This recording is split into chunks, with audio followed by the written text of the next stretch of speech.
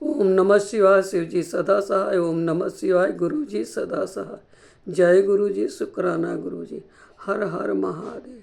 हर हर महादेव। जय भोलेनाथ बाबा की। जय भोलेनाथ। अनंतम अनंतम अनंतम शुक्राना गुरु जी। जय गुरु जी। आज मैं सत रुद्र संहिता का 8 से 13 अध्याय प्रारंभ करने जा रही हूँ। जय गुरुदेव। जय भोलेनाथ। काल भैरव का महात्म्य, विश्वानर की तपस्या और शिव जी का प्रसन्न होकर उनकी पत्नी सुचिस्मती के गर्भ से उनके पुत्र रूप में प्रकट होने का उन्हें वरदान देना। तदंतर भगवान शंकर के भैरवा अवतार का वर्णन करके नंदीश्वर ने कहा, महामुने परमेश्वर शिव उत्तमोत्तम लीलाएं रचने वाले तथा सत्पुरुषों के प्रेमी हैं। उन्होंने मार्ग शीर्ष मास के कृष्ण पक्ष के अष्टमी को भैरव रूप से अवतार लिया था। इसलिए जो मनुष्य मार्ग शीघ्र मास की कृष्ण अष्टमी को काल भैरव के निकट उपवास करके रात्रि में जागरण करता है, वो समस्त पापों से मुक्त हो जाता है। जो मनुष्य अनंतर भी भक्तिपूर्वक जागरण सहित इस व्रत का अनुष्ठान करेगा, वो भी महापापों से मुक्त होकर सद्गति को प्राप्त हो जाएगा। प्राणियों के लाखों जन्मों में किए हुए जो पाप है, वह सबके सब काली भैरव के दर्शन से निर्मल हो जाते हैं। जो मूर्ख काल भैरव के भक्तों का अनिष्ट करता है, वह इस जन्म में दुख भोगकर पुनः दुर्गति को प्राप्त होता है। जो लोग विश्वनाथ के तो भक्त हैं, परंतु काल भैरव की भांति नहीं करते, उन्हें महान दुख की प्राप्ति होती है। काशी में जो इसका विशेष प्रभाव पड़ता है, जो मनुष्य वाराणसी में निवास करके काल भैरव का भजन नहीं करता, उसके पाप शुक्ल पक्ष के चंद्रमा की भांति बढ़ते रहते हैं। जो काशी में प्रत्येक भौमवार की कृष्णाष्टमी के दिन कालराज का भजन पूजन नहीं करता, उसका पूर्ण कृष्ण पक्ष के चंद्रमा के समान क्षीण हो जाता है। तदंतर नंदीश्वर ने वीरभद्र तथा सरभा अवतार का वृत्तांत सुनाकर कहा, ब्रह्मपुत्र भगवान शिव जिस प्रकार प्रसन्न होकर विश्वानर मुनि के घर अवतीर्ण हुए थे, शशि मौली के उस चरित्र को तुम प्रेम पूर्वक श्रवण करो। उस समय वह तेज की निधि अग्नि रूप सर्वात्मा परम प्रभु शिव अग्निलोक के अधिपति रूप से गृहपति नाम से अवतीर्ण हुए थे। पूर्व काल की बात है, नर्मदा के रमणीय तट पर नरमपुर नाम का एक नगर था। उसी नगर में विश्वानर नाम के एक मुनि निवास करते थे। उनका जन्म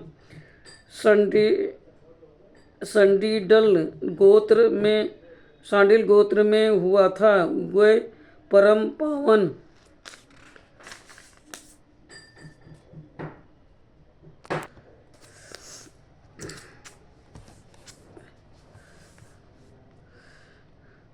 पुण्यात्मा शिव भक्त ब्रह्मा तेज के निधि और जितेंद्रिय थे। ब्रह्मा चार्य आश्रम में उनकी बड़ी निष्ठा थी। वह सदा ब्रह्म यज्ञ में तत्पर रहते थे। फिर उन्होंने सूची मती नाम की एक सद्गुणवती कन्या से विवाह कर लिया और वह ब्रह्मोचित का क्रम करते हुए देवता तथा पितरों को प्रिय लगने वाला जीवन बिताने लगे। इस प्रकार जब बहुत सा समय व्यतीत हो गया तब उन ब्राह्मण की भार्या शुचि मती जो उत्तम व्रत का पालन करने वाली थी अपने पति से बोली, प्राणनाथ, स्त्रियों के योग जितने आनंद प्रद भोग हैं उन सबको मैंने आपकी कृपा से आपके साथ रहकर भोग लिया परंतु नाथ मेरे हृदय में एक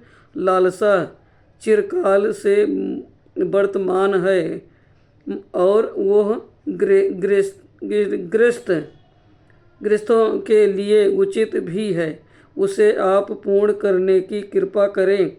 स्वामिन, यदि मैं वर पाने के योग्य हूँ और आप मुझे वर देना चाहते हैं तो मुझे महेश्वर सरीखा पुत्र प्रदान कीजिए। इसके अतिरिक्त मैं दूसरा वर नहीं चाहती। नंदीश्वर जी कहते हैं, मुने पत्नी की बात सुनकर पवित्र व्रतपरायण ब्राह्मण विश्वासनर क्षण भर के लिए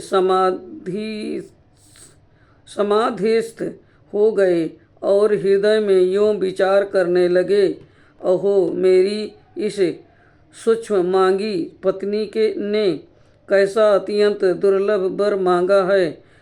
यह तो मेरे मनोरथ पथ से बहुत दूर है। अच्छा, शिव जी से तो कुछ करने में असमर्थ हैं ऐसा प्रतीत होता है। मानो उन शंभु ने ही इसके मुख में बैठकर वाणी रूप में से ऐसी बात कही है, अन्यथा दूसरा कौन ऐसा करने में समर्थ हो सकता है। तदंतर वह एक पत्नी व्रती मुनि विश्वानर पत्नी को आश्वासन देकर बनारसी में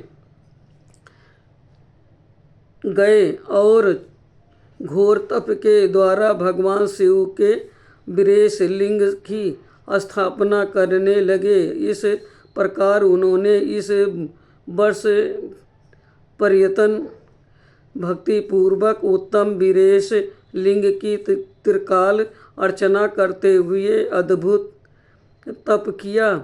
13वां मास आने पर एक दिन वह द्विज वर प्राप्त काल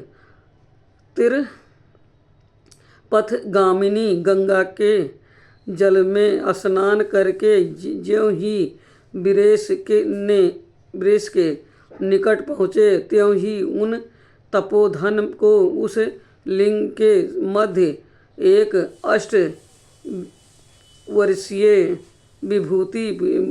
विभूषित बालक दिखाई दिया। उस नग्न शिशु के नेत्र कानों तक फैले हुए थे। ओठों पर गहरी लालिमा छाई हुई थी। मस्तक पर पीले रंग की सुंदर जटा सुशोभित थी और मुख पर हंसी खेल रही थी। वो सैसोवचित अलंकार और चिता भस्म धारण किए हुए था तथा अपनी लीला से हंसता हुआ श्रुति सूक्तों का पाठ कर रहा था। उस बालक को देखकर विश्वानर मुनि कृतार्थ हो गए और आनंद के कारण उनका शरीर रोमांचित हो उठा तथा बारंबार नमस्कार है यूं उनका हृदय दगार फूट रहा पड़ा। फिर वह अभिलाषा पूर्ण करने वाले 8 पदों द्वारा बाल रूपधारी परमानंद स्वरूप शंभु का स्तवन करते हुए बोले। विश्वानर ने कहा, भगवान आप ही एकमात्र अद्वितीय ब्रह्मा हैं। ये सारा जगत आपका ही स्वरूप है। ये अनेक कुछ भी नहीं है। यह बिल्कुल सत्य है कि एकमात्र रुद्र के अतिरिक्त दूसरे किसी की सत्ता नहीं है। इसलिए मैं आप महेश की शरण ग्रहण करता हूँ। शंभु आप ही सबके कर्ता धर्ता हरता हैं तथा जैसे आत्मधर्म एक होते हुए भी अनेक रूप से दिखता है, उसी प्रकार आप भी एक रूप होकर नाना रूपों में व्याप्त हैं।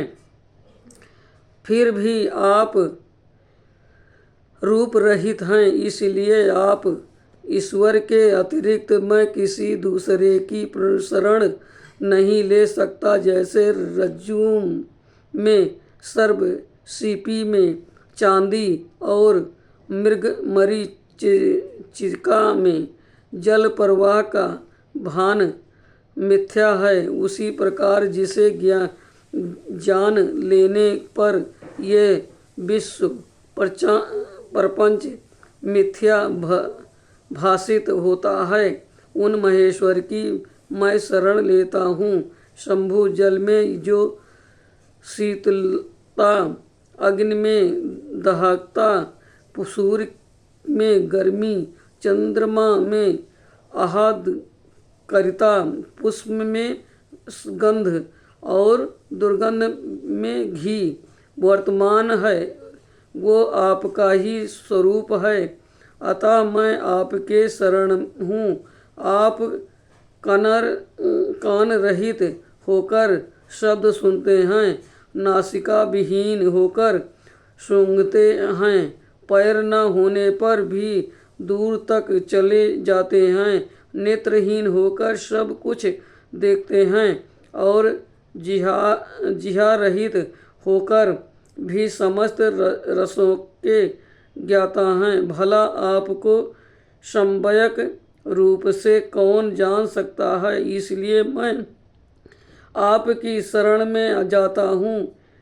इस आपके रहस्य को न तो साक्षात वेद ही जानता है, न विष्णु, न अखिल विश्व के विधाता ब्रह्मा, न योगींद्र और न इंद्र आदि प्रधान देवताओं को ही इसका पता है, परंतु आपका भक्त उसे जान लेता है। अतः मैं आपकी शरण ग्रहण करता हूँ। इस न तो आपका कोई गोत्र है, न जन्म है, न नाम है, न रूप है, न शील है और न देश है, और न ऐसा होने पर भी आप त्रिलोकी के अधीश्वर तथा संपूर्ण कामनाओं को पूर्ण करने वाले हैं।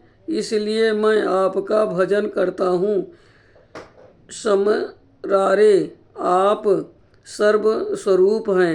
ये सारा विश्व प्रपंच आपसे ही प्रकट हुआ है। आप गौरी के प्राणनाथ, दिगंबर और परम शांत हैं। बाल, युवा और वृद्ध रूप में आप ही वर्तमान हैं। ऐसी कौन सी वस्तु है जिसमें आप व्याप्त न हो? अतः मैं आपके चरणों में नतमस्तक हूँ। नंदीश्वर कहते हैं, मुने यों स्तुत करके प्रियवर विश्वानर हाथ जोड़कर भूमि पर गिरना ही चाहते थे, तब तक संपूर्ण वृद्धों के भी वृद्ध बाल रूपधारी शिव परम हर्षित होकर उन भूदेव से बोले। बाल रूपी शिव ने कहा, मुनि श्रेष्ठ विश्वानर, तुमने आज मुझे संतुष्ट कर दिया है। भूदेव, मेरा मन परम प्रसन्न हो गया है। अतः अब तुम उत्तम वर मांग लो। यह सुनकर मुनि श्रेष्ठ विश्वानर कृत हो गया और उनका मन हर्ष मग्न हो गया। तब वह उठकर बाल रूपी धारी शंकर जी के से बोले। विश्वानर ने कहा, प्रभावशाली महेश्वर, आप तो सर्वत्र यामिनी ईश्वर संपन्न सर्व तथा भक्तों को जब कुछ दे डालने वाले हैं। भला आप सर्वज्ञ से कौन सी बात छिपी है? फिर भी आप मुझे दीनता प्रकट करने वाले यांचा के प्रति आकृष्ट होने के लिए क्यों कह रहे हैं? महेशान, ऐसा जानकर आपकी जैसी इच्छा हो वैसा कीजिए। नंदीश्वर जी कहते हैं, मुने पवित्र व्रत में तत्पर विश्वानर के उन वचन को सुनकर पावन शिशु रूपधारी महादेव हंसकर सूची विश्वानर से बोले, सूचे, तुमने अपने हृदय में अपनी पत्नी सुचीमती के प्रति जो अभिलाषा कर रखी है वह निस्संदेह थोड़े ही समय में पूर्ण हो जाएगी। महामते, मैं सुचीमती के गर्भ से तुम्हारा पुत्र होकर प्रकट होऊंगा। मेरा नाम गृहपति होगा। मैं परम पावन तथा समस्त देवताओं के लिए प्रिय होऊंगा। जो मनुष्य 1 वर्ष तक शिव जी के निकट तुम्हारे द्वारा कथित इस पूर्णमय अभिलाषाष्टक स्तोत्र का तीनों काल पाठ करेगा, उसकी सारी अभिलाषाएं ये पूर्ण कर देगा। इस स्तोत्र का पाठ पुत्र, पौत्र और धन का परदाता, सर्वथा शांतिकारक, सारी विपत्तियों का विनाशक, स्वर्ग और मोक्ष रूप संपत्ति का कर्ता तथा समस्त कामनाओं को पूर्ण करने वाला है। निस्संदेह यह अकेला ही समस्त स्तोत्रों के समान है। नंदीश्वर जी कहते हैं, मुने इतना कहकर बाल रूपी धारी शंभु जो सत्पुरुषों की गति है अंतर्ध्यान हो गए। तब प्रियवर विश्वानर भी प्रसन्न मन से अपने घर को लौट गए। आज का रुद्र संहिता का 8वां अध्याय से 13 अध्याय संपूर्ण हुआ। ओम नमः शिवाय। शिव जी सदा सहाय। ओम नमः शिवाय। गुरु जी सदा सहाय। जय गुरु जी। शुक्राना गुरु जी। हर हर महादेव। हर हर महादेव। जो शिव पुराण पढ़ने में भूल चूक हुई वो माफ़ करना भोलेनाथ, माफ़ करना। जय गुरु जी।